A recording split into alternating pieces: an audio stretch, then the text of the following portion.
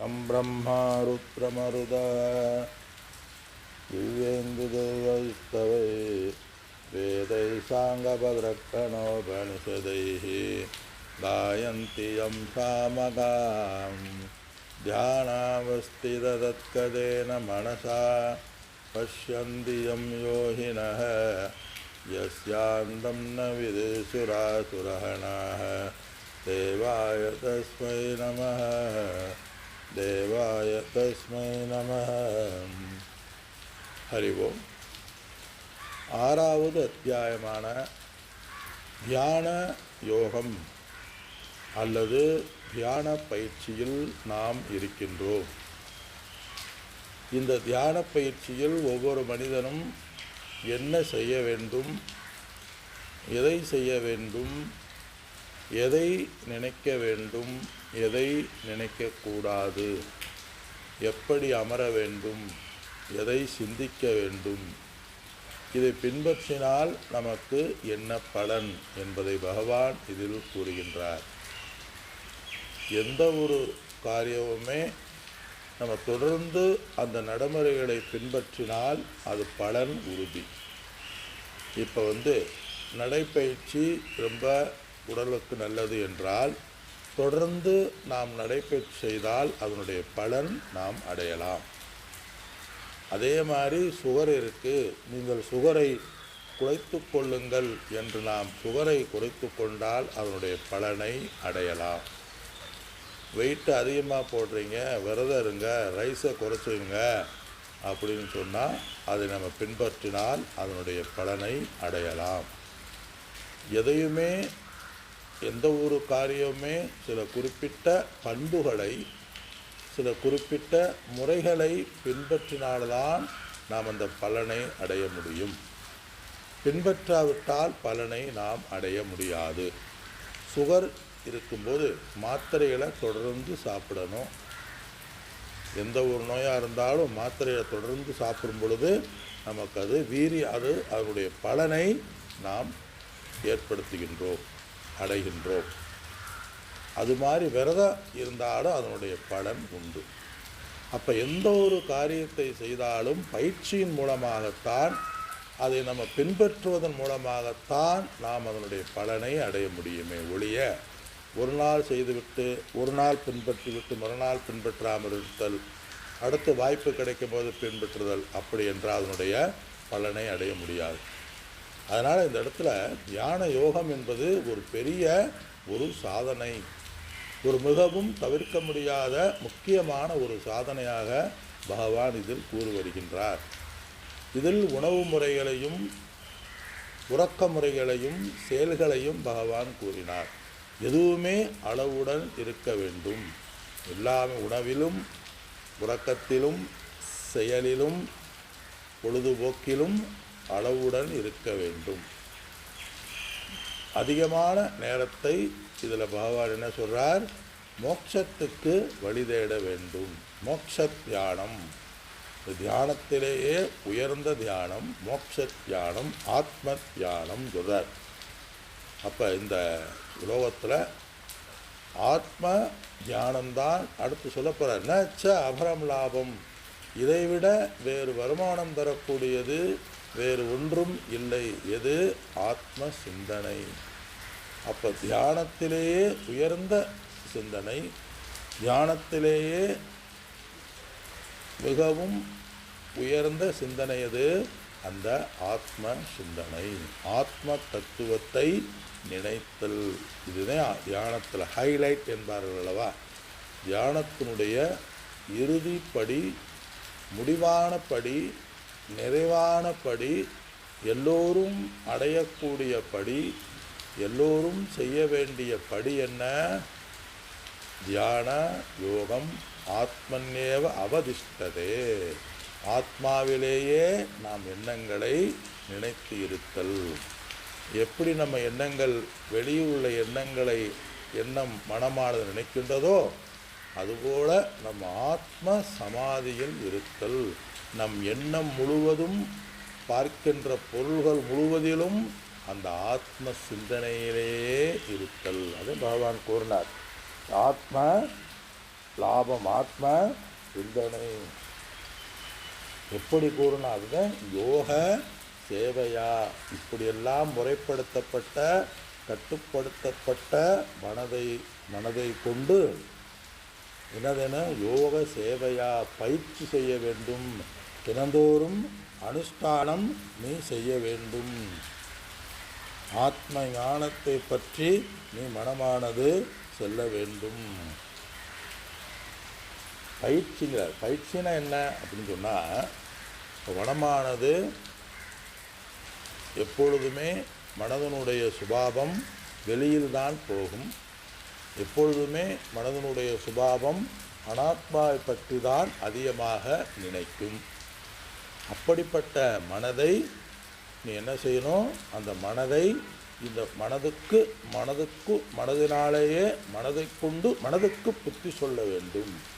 என்ன சொல்ல வேண்டும்? இந்த வாழ்க்கை என்பது மித்யா, நிலையற்றது என்று தெரிந்தாலும் பழக்க தோஷத்தில் மனம் ஓடும். இப்போ கரண்ட்டு இல்லை அப்படின்னு சொல்லி சுவிட்சை ஆஃப் பண்ணியிருப்போம், தண்ணீர் வராது.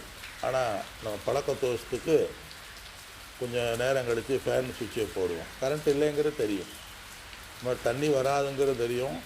நம்ம பழக்க தோஷத்துக்கு குழாயை திருவுவோம். ஆனால் நம்மளோட உள்ள ஒரு உள் வாசனை, மனதனுடைய வாசனை மட்டுமல்ல, இயற்கையிலேயே இறைவனுடைய படைப்பை அப்படித்தான். சூரியன் ஒளிரும், சந்திரன் குளிரும். குளிரும் வெப்பம் இயற்கையினுடைய படைப்பு. அக்கினி சுடும், நீர் குளிரும், தண்ணீர் அது இயற்கை. அது மாதிரி இந்த இடத்துல பகவான் என்ன சொல்றார்? மனதினுடைய இயற்கை சஞ்சலப்படக்கூடியது, ஒரு நிலையில் இல்லாதது.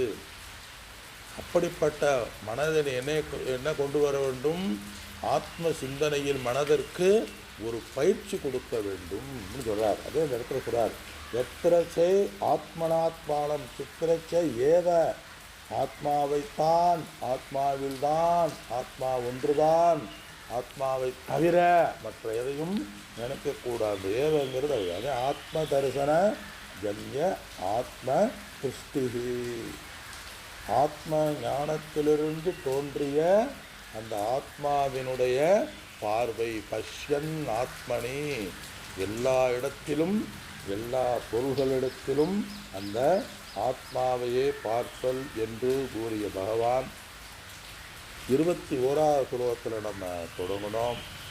சுகம் ஆத்யந்திகம், இந்த லட்சணத்தை சொல்றார்.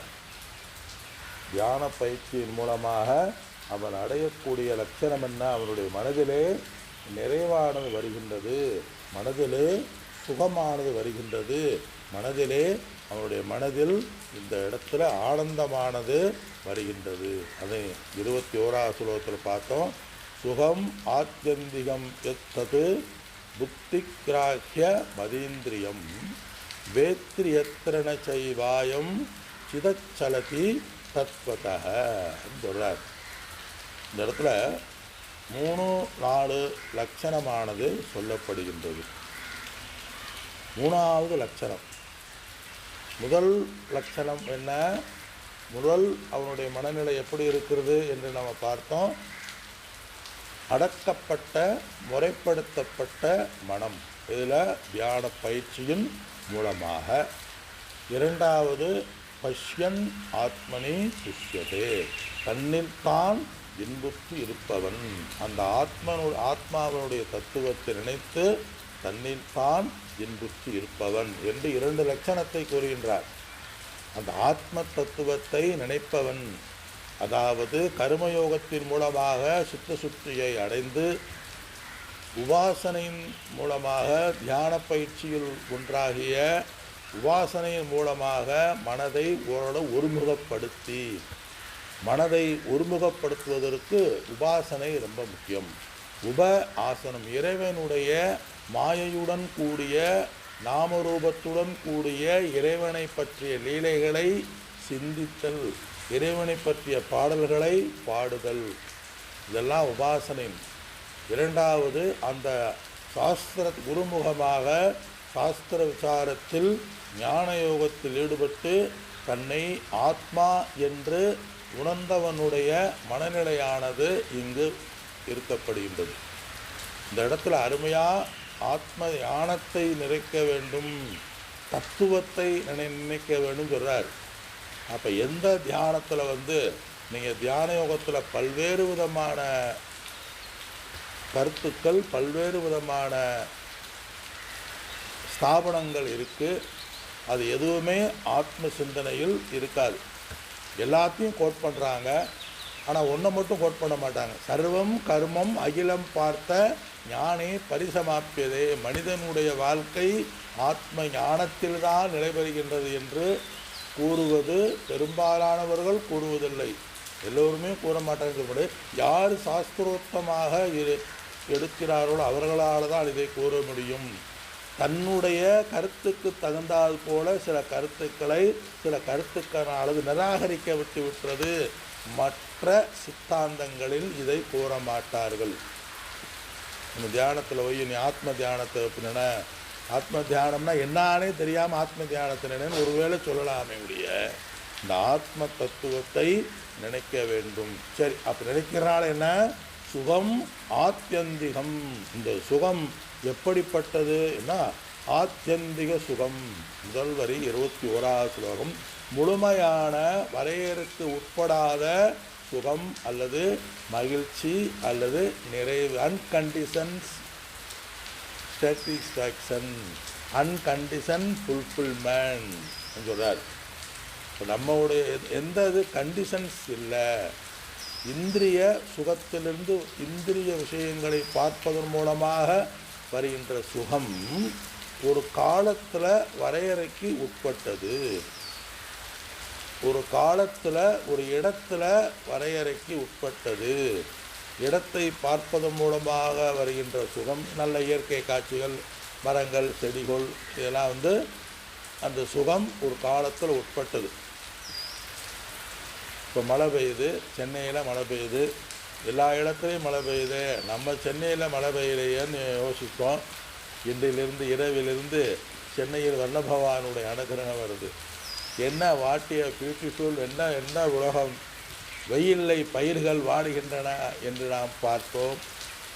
2 நாட்களாக மழையினால் பயிர்கள் மூழ்கிவிட்டன என்று நாம் பார்த்தோம். அந்த இறைவனுடைய விஸ்வரூப தரிசனத்தை என்னவென்று சொல்வது? மாயா மாயா மாயா, எல்லாமே மாயை. தண்ணி இல்லைன்னு ஒரு இதில் பார்த்தோம், ஒரு இதில் தண்ணி நெற்பயிரில் மூழ்கி திண்டுக்கல் மாவட்டமே காளிங்கிறது ஒரு இதில் பார்க்குறோம். அது இறைவனுடைய விஸ்வரூப தரிசனம் பார்ப்போம் 11ஆம் அத்தியாயத்தில். எல்லாமே அந்த ஆண்டவனுடைய சன்னதி. எது வேண்டுமானாலும் எப்போ வேண்டுமானாலும் எப்படி வேண்டுமானாலும் நடக்கலாம் இந்த உலகத்தில். இப்படித்தான் நடக்க வேண்டும் என்று யாராலும் நிர்ணயிக்க முடியாது. பகவான் அதே ஆண்டவன். ஆண்டவன் சொல்கிறாரு, எனக்கே அப்படி. அவர்கிட்ட ஈஸ்வரன்ட்ட போய் கேட்டால், என்னப்பா நீ இப்படிலாம் எனக்கெல்லாம் தெரியாது அப்படிம்பாரு. சித்திரகுப்தனை போய் கேளு, யமதர்மராஜா போய் கேளும்பாரு. அவங்களும் போய் கேட்டால், ஐயோ அது எனக்கெல்லாம் தெரியாது, அது வேறு கணக்கு, நீ வேற ஆள்கிட்ட போய் கேளும்பார். அவர்கிட்ட போய் கேட்டால் உன்னுடைய சமஷ்டி பாப புண்ணியம் தர்மம் அப்படிங்கிறது முடியும் என்கிறார்கள். அது இதெல்லாம் இயற்கையில் இந்த மாதிரிலாம் வரக்கூடியது. இயற்கையினுடைய எழில், இயற்கையினுடைய அழகு எப்படி வேண்டுமானாலும் இருக்கும். அந்தந்த எல்லாமே நமக்கு சாதகமாக நடக்கும் என்று எதிர்பார்க்கக்கூடாது. எது நடக்கின்றதோ அதை சாதகமாக இருந்து நாம் நம்மை மாற்றிக்கொள்ள வேண்டும்.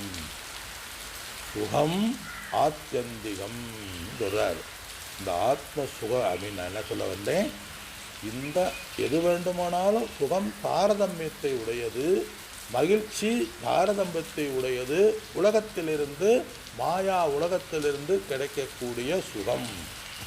ஆனால் எது தொடர்பு முடிவில்லாத சுகம்?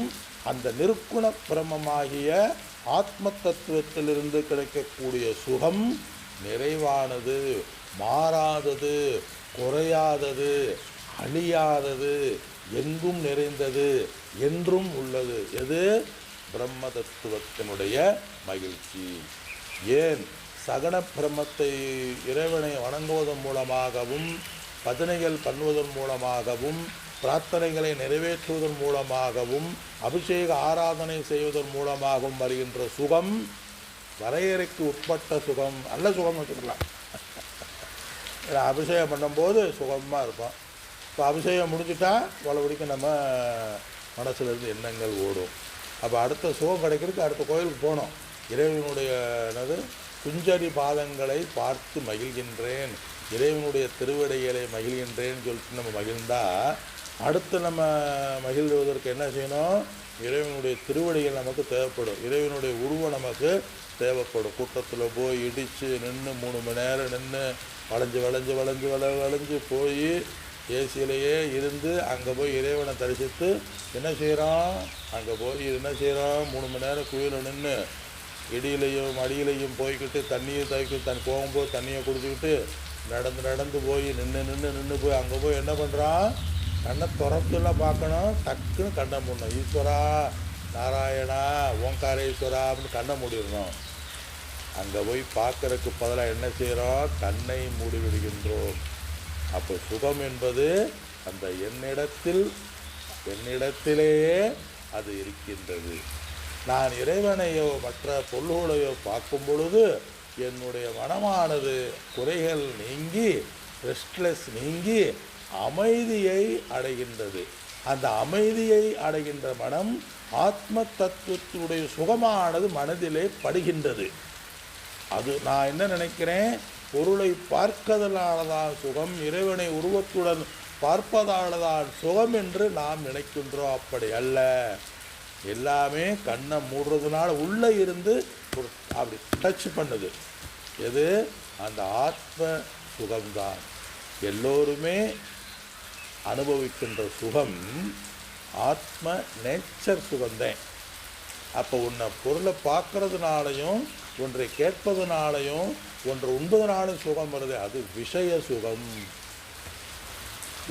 அது விஷய சுகம், விஷயங்களிலிருந்து வருகின்ற சுகம். அது எப்படி வருது? எப்படின்னு சொன்னால், ஒரு நாய் உதாரணம் தான். நாய் எலும்பை கடிக்கும் பொழுது, ஒரு சாஸ்திரத்துக்கு ஒரு உதாரணம், அந்த எலும்பை கடிக்கும் பொழுது அது வாயிலிருந்து ரத்தம் வந்துடுமா. அந்த நாய் என்ன செய்யுமா? இந்த எலும்புலதே நமக்கு அந்த சுவை இருக்குது, ரத்தம் இருக்குன்னு மீண்டும் மீண்டும் கடிக்கும். அது மாதிரி இந்த உலகத்திலிருந்து கிடைக்கிற சுகம், நம்மிடமிருந்து வருகின்ற சுகம் மனமானது அனுபவிக்கின்றது. ஏன்? மனதுக்கு பிடித்தது நடக்கும் பொழுது மனம் சாந்தமாகி விடுகின்றது, அமைதி அடைகின்றது. அது இறை வழிபாடாக இருந்தால்